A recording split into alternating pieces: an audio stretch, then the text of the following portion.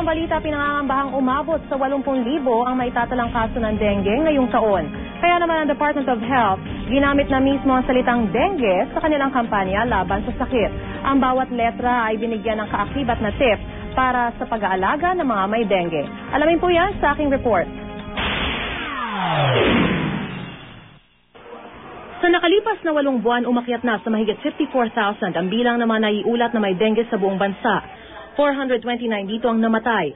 Pinakamataas na bilang ay naitala sa Region 6. Hindi pa kasama dyan ang kabuuan bilang ng mga nagka-dengue ngayong Agosto na inaasahang peak month o buwang may naitatalang pinakamataas na kaso ng dengue. Ulan nag-uumpisa ng July. Ang life cycle ng lamok, it takes them a month para nang sa ganun from the kiti-kiti na maging lamok na nag-develop yung virus at bago pa sila may kagat. Kaya pangamba ng DOH, kung magpapatuloy ang mga tinatamaan ng dengue, posible manong umabot pa sa 80,000 ang magkakasakit nito sa katapusan ng taon. Sa mga susunod na linggo, asahan natin na medyo mataas pa. Nung isang taon, ang peak ng dengue ay nung buwan ng Agosto. So, ibig sabihin yan, kung nung nakaraang July 2010, lampas 17,000 yung na-report ng Department of Health, baka malampasan to kung mananatiling Agosto ang peak month ng dengue sa ating bansa. May 4 na strains ng dengue virus, kaya kahit nagka-dengue na, pwedeng maulit ang pagkakasakit pag nakagat ng lamok na may ibang strain. Bukod dito, naka-apekto rin ang nakaraang El Nino sa mga lamok na nagdadala ng dengue. Nung El Nino, naobserbahan nila na yung mga lamok lalong naging mas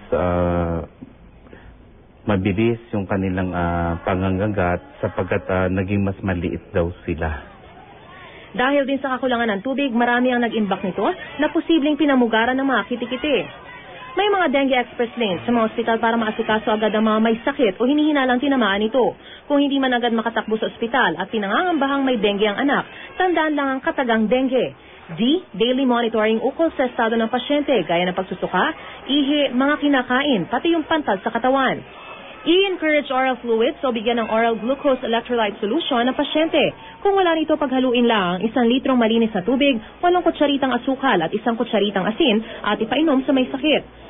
And note any of the following symptoms: pagsusuka, pangingirot ng tiyan, matamlay, balisa, paglobo ng tiyan, pagbagsak ng platelet count, at pagdugo ng ilong, gilagid at iba pang bahagi ng katawan.